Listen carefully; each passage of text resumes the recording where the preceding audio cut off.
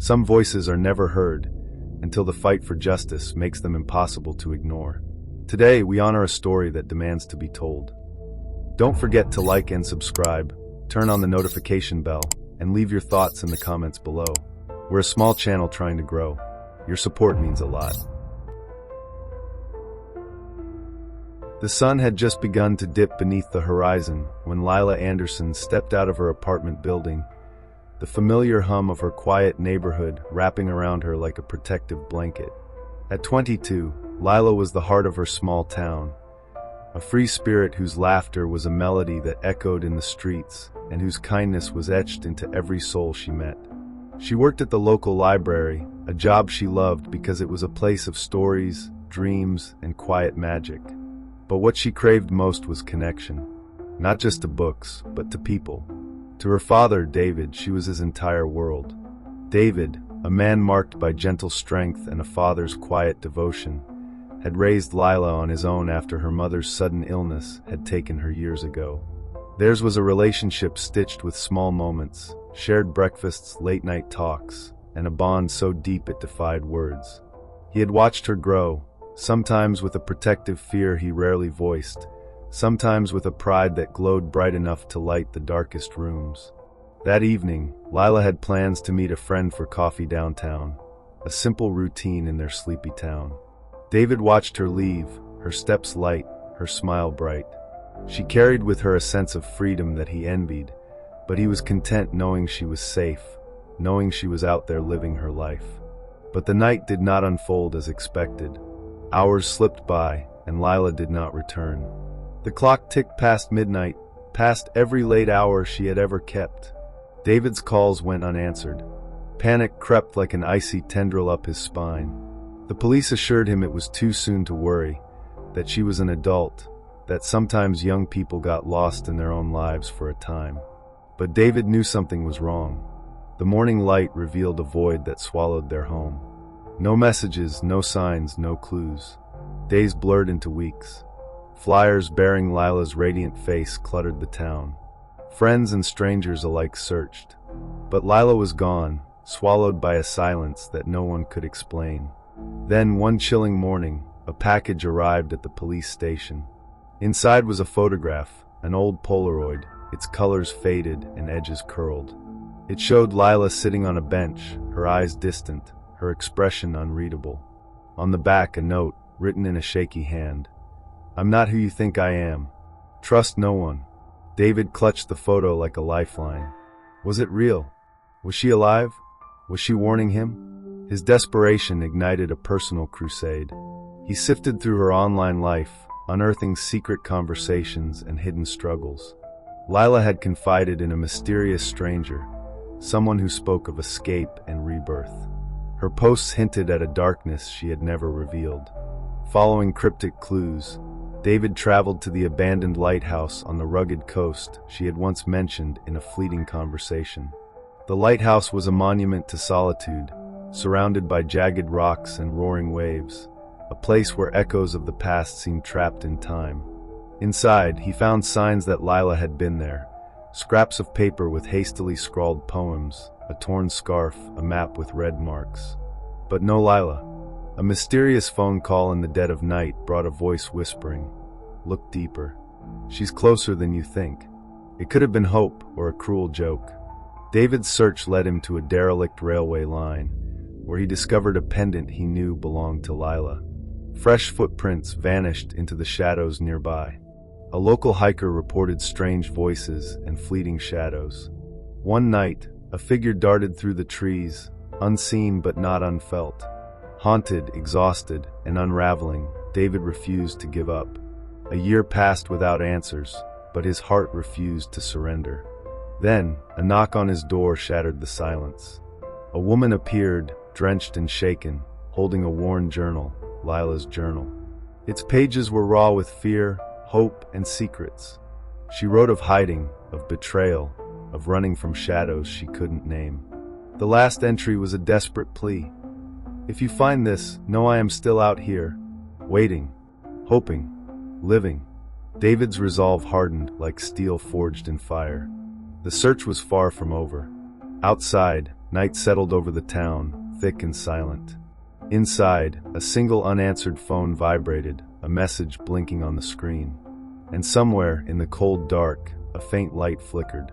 What was Lila hiding? Who was she running from? And was she truly still alive, or had the darkness finally swallowed her whole? The answers lay just beyond reach. David Anderson's journey had only just begun. The worn journal rested heavily in David Anderson's hands, its pages whispering secrets too long buried. Each word was a thread pulling him deeper into Lila's hidden world, one of fear, deception, and desperate hope. The journal was both a map and a confession, revealing the labyrinth she had navigated alone. Don't forget to like and subscribe, turn on the notification bell, and leave your thoughts in the comments below. We're a small channel trying to grow. Your support means a lot. Lila had been running, yes, but not from a faceless monster. Her torment was closer, more personal. She had trusted someone once, someone who knew her vulnerabilities. That trust had shattered, leaving scars that no one else could see. Armed with the journal and a renewed purpose, David contacted Detective Maria Alvarez, a seasoned investigator whose own career was marked by unyielding dedication to the missing and the lost. Maria had followed the case quietly from the beginning, aware that what was hidden beneath the surface of this disappearance was far more complex than the usual missing person reports. Together, they pored over every detail. Lila's writings hinted at a man named Peter, a charming, elusive figure who had entered her life under the guise of friendship. But beneath his warm exterior lay a calculating darkness. She had confided in the journal about his controlling nature, the subtle isolations, the moments when affection twisted into fear. David's heart clenched. How could someone so full of life have been trapped in such a nightmare? Maria began tracing Peter's footsteps, using Lila's scattered clues. He was a local handyman, known for odd jobs around town, someone who blended into the background, unnoticed and unremarkable. But his history was marred by whispers of domestic abuse and manipulation, allegations never fully pursued. The breakthrough came unexpectedly. A neighbor recalled seeing Peter's truck parked near the abandoned railway line where David had found Lila's pendant. Surveillance footage from a gas station placed him in the area the day Lila disappeared. With a warrant secured, Maria's team moved swiftly. Peter was arrested at his small, cluttered home, a place filled with trophies of a life seemingly normal but layered with shadows. In his garage, investigators discovered personal belongings belonging to Lila, an old jacket, a set of keys, and most chillingly, a small box containing photographs and letters she had hidden away. Peter's demeanor was cold, his answers evasive. But the evidence was mounting. Digital forensics uncovered deleted messages on his phone, conversations where he threatened to make her disappear, and disturbing voice recordings filled with rage and remorse. The community that had once felt safe was shaken. Lila's story was no longer just a mystery. It was a stark reminder of how violence often hides behind familiar faces. The trial began months later, in a courtroom heavy with anticipation and grief. David sat every day, his gaze fixed on the defendant, Peter, now stripped of his mask, revealing the cruel man beneath. The prosecution painted a harrowing picture of manipulation, abuse, and ultimately, the violent act that led to Lila's disappearance. But the defense fought fiercely, arguing a lack of direct evidence, attempting to discredit witnesses, and portraying Peter as a misunderstood man pushed to the edge. Yet the journal, the photographs, the forensic evidence, all formed a web impossible to unravel. Witnesses testified, neighbors who heard arguments, friends who described Lila's growing fear, and even Peter's own acquaintances who spoke of his volatile temper. The courtroom was often silent, broken only by the raw emotion of testimonies and the steady voice of the judge urging for justice. Then came the final, haunting moment, the jury's verdict. Peter was found guilty on multiple counts: unlawful confinement, assault, and manslaughter related to Lila's presumed fate. Sentencing was severe, a lifetime behind bars, with no possibility of parole. David felt a fleeting sense of closure, but the emptiness remained vast. The man who had taken Lila away was confined, but she was still lost to him. Weeks later, a search of Peter's property unearthed something unexpected: a hidden cellar beneath the floorboards. Inside, investigators found remnants of Lila's last days: a torn photograph, a diary, and a strange collection of objects: a small carved figurine, a broken watch stopped at midnight, and a lock of hair tied with a faded ribbon. These relics spoke of a desperate attempt to hold on, a silent scream in the dark. David stared at them, the weight of grief pressing down, but also a flicker of hope. Maybe somehow, these fragments could lead to answers. Where was Lila's body? Could she still be alive?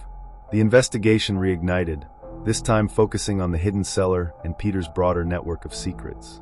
Yet, something didn't sit right with David. The feeling that there was more, something buried deeper. One night, as he sifted through the items from the cellar alone, his phone buzzed. An anonymous message. Look beyond the shadows. The truth is closer than you think. His hands trembled. Who was sending these? Was it a cruel joke? Or someone who knew what had really happened? David's world was unraveling once more. The justice served in court was just a fragment of a larger, darker puzzle. As he looked up from the scattered relics, a cold breeze swept through the room. The lights flickered, and somewhere in the stillness a whisper echoed, "Find me." David's eyes widened. The search was far from over. The discovery of the journal had reopened wounds David Anderson thought had begun to heal. The cryptic plea from Lila, "If you find this, know I am still out here, waiting, hoping, living," pushed him beyond the limits of grief and into a place of desperate action. Every day after that, David's life became consumed by one question. How far was he willing to go to bring his daughter home? Months passed as David, with the unwavering support of Detective Maria Alvarez, pieced together the tangled fragments of Lila's secret life. It soon became clear that the man they had first convicted, Peter, was not the sole architect of this nightmare. His involvement had been real, but the full picture revealed someone more elusive, Jonah Carver, a local handyman with a shadowed past and a dangerous obsession. Jonah was known to few in the town, a quiet man whose life was punctuated by periods of isolation and bursts of erratic behavior. Friends remembered him as intense, sometimes unsettling, but nothing pointed toward the dark depths he had descended into. As David and Maria dug deeper, they uncovered Jonah's growing fixation on Lila, a fixation fueled by jealousy and control masked by charm. The breakthrough came when surveillance footage placed Jonah near the abandoned railway line where David had found the pendant. From there, the investigation accelerated. Officers uncovered belongings of Lila's at Jonah's remote cabin, a scarf with her initials, a set of keys, and chillingly, personal journals she had never shared with her father. When Jonah was arrested, his demeanor was cold, distant. The evidence against him was overwhelming, yet he maintained a silence that unnerved everyone. The discovery of a concealed underground bunker beneath his cabin shattered the last shreds of hope that Lila had escaped. The bunker was a labyrinth of darkness, filled with signs of captivity and despair, faded photographs, a worn blanket, and disturbing sketches that mapped the horrors Lila endured. The court proceedings were a brutal reminder of human fragility. David sat through every hearing, his heart breaking anew as the prosecution laid bare Jonah's twisted manipulation and cruelty. Witnesses described how Lila had tried to reach out for help, how her spirit had fought against the darkness that sought to consume her. Jonah's defense argued mental instability, attempting to evoke sympathy, but the evidence, the journal entries, forensic reports, and emotional testimonies, painted a damning portrait. The jury found Jonah guilty on all charges: kidnapping, unlawful imprisonment, and assault. The sentencing was swift. Life imprisonment without parole. The judge's words resonated deeply, a solemn vow that justice, though imperfect, had been served. But for David and Lila, the battle was far from over. Lila's release from the bunker marked the beginning of a new, fragile chapter. Her physical rescue was only the start of a long journey through trauma, recovery, and reclaiming a life stolen from her. David stood beside her through every therapy session, every sleepless night, every shattered memory. His love was her anchor, steady and unyielding. Yet, even as Lila began to heal, shadows lingered. She spoke of whispered voices and flickering lights during her captivity, details that hinted at a presence beyond Jonah. A dark secret, perhaps, waiting in the margins. In the quiet of their home, David found himself haunted not just by memories of loss, but by a chilling uncertainty. The nightmare had ended, but the echoes remained. Then, one evening, an unmarked envelope slid under their door. Inside was a single photograph, Lila standing alone in a fog-draped forest, eyes wide with fear, and behind her, an indistinct figure lurking just beyond the mist. The note, typed in terse, read, "This is not over." David's hands trembled as he stared into the abyss of uncertainty. The case was closed in court, but life's final truths are seldom so neat. He vowed to protect Lila, to face whatever darkness awaited, but knew this story, their story, had more pages yet to be written. As the wind whispered through the trees outside, a single candle flickered, casting long shadows on the walls. And somewhere deep in the night, a faint, almost imperceptible sound stirred, a whisper, a footstep, the softest breath on the back of the neck. The nightmare was not done with them. But this chapter, their chapter, was. If you enjoyed this video, don't forget to like and subscribe, turn on the notification bell, and leave your thoughts in the comments below. We're a small channel trying to grow. Your support means a lot. Thanks for watching.